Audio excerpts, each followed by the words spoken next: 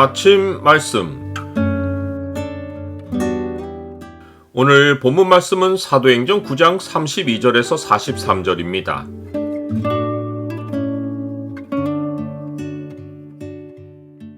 남들을 위한 사역이 나를 변화시켜 간다. 오늘 본문을 소망의 창으로 보면 표적이 따르는 일의 배후에 어떤 준비가 되어 있는지가 보입니다. 소망의 창을 보여주는 구절은 9장 40절입니다. 베드로가 사람을 다 내보내고 무릎을 꿇고 기도하고 돌이켜 시체를 향하여 이르되 다비다야 일어나라 하니 그가 눈을 떠 베드로를 보고 일어나 앉는지라. 베드로는 할례자의 사도로 세워졌습니다. 그리하여 그는 유대 지역을 두루 다니며 성도들을 가르치고 돌보았습니다. 그러다가 예루살렘에서 북서쪽으로 약 37km 떨어진 룻다에 사는 성도들에게 내려갔습니다. 그는 그곳에서 애니아라 하는 사람을 만났는데 그는 중풍병으로 침상 위에 누운 지가 8해였습니다. 베드로는 그를 주목하며 애니아야 예수 그리스도께서 너를 낫게 하시니 일어나 내 자리를 정돈하라 라고 말했습니다. 예수 그리스도께서 너를 낫게 하신다는 말은 베드로가 애니아를 무작정 치유한 것이 아니라 그를 치유하라는 예수님의 지시가 있었다는 것을 암시합니다. 베드로가 전에 성전 미문에서 나면서부터 40년이나 못 걷게 된 사람을 일으켜 세울 때도 그는 아무 준비 없이 즉석에서 행하지 않았습니다. 그 사건에 암시된 사실은 그 병 나은 사람이 날마다 성전에서 구걸할 때 베드로와 요한도 날마다 성전으로 올라가며 그를 주목했고 그 치유가 일어난 날 그들이 성전에 올라가서 기도할 때 그를 치유하라는 주님의 지시를 받은 것입니다. 그때 베드로는 여느 때처럼 지나치지 않고 그에게 다가가 그를 주목했고 예수 그리스도의 이름으로 걸으라고 하며 그의 오른손을 잡아 일으켰습니다. 베드로는 이것이 자기의 권능이 아닌 것을 스스로 너무도 잘 알았기에 자기를 주목하는 사람들에게 왜 놀랍게 여기느냐고 하며 개인의 권능과 경건으로 이 사람을 걷게 한 것이 아니라고 명백히 알려주었습니다. 룻다와 샤론에 사는 사람들에게도 베드로가 똑같은 말을 해주었을 것이 분명합니다.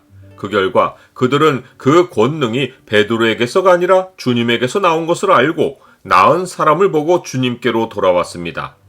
베드로가 룻다에 있다는 소문이 요빠에 있는 성도들에게 들렸습니다.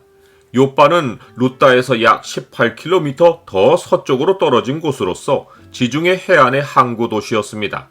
요빠에 있는 제자들은 두 사람을 룻다로 보내어 지체 말고 와달라고 베드로에게 간청했습니다.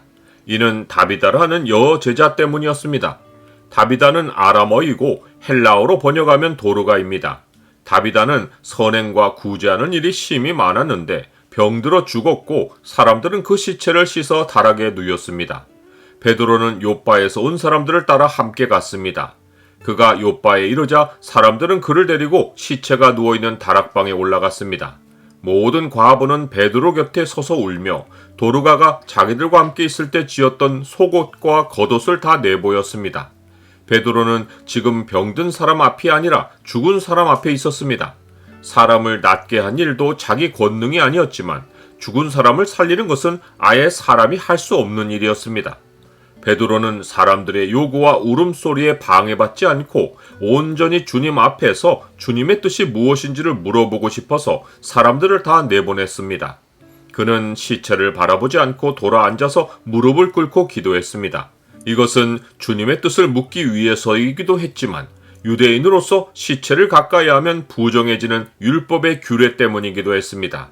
그런데 기도 가운데 주님은 베드로에게 시체를 향해 일어나라고 명령하라고 하셨습니다. 베드로는 그제야 돌이켜 시체를 향해서 다비다야 일어나라 라고 말했고 다비다는 눈을 떠 베드로를 보고 일어나 앉았습니다.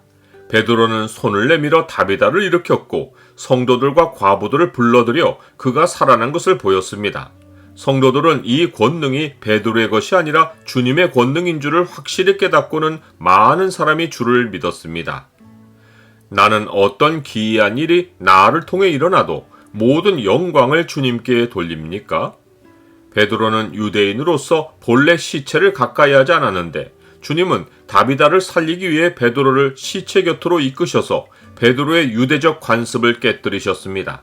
또한 베드로는 요빠에 여러 날 있을 때 시몬이라 하는 무두장의 집에서 머물렀는데 죽은 동물의 가죽을 다루는 일은 부정해서 유대인인 베드로가 그 집에 머물기를 꺼렸을 것은 분명합니다. 하지만 하나님은 요파 성도들이 그를 위해 이곳을 숙소로 준비하게 하셔서 베드로가 유대적인 관습을 거스를 수밖에 없게 하셨습니다. 이 일련의 일은 그 다음 사건, 곧 베드로와 이방인 고넬료와의 만남을 위해 주께서 예비하신 작업이었습니다.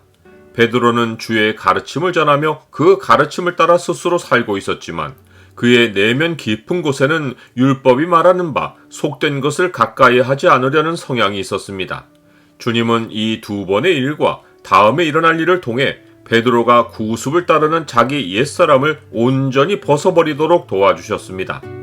진리가 예수 안에 있는 것 같이 너희가 참으로 그에게서 듣고 또한 그 안에서 가르침을 받았을진데 너희는 유혹의 욕심을 따라 썩어져가는 구습을 따르는 옛사람을 벗어버리라.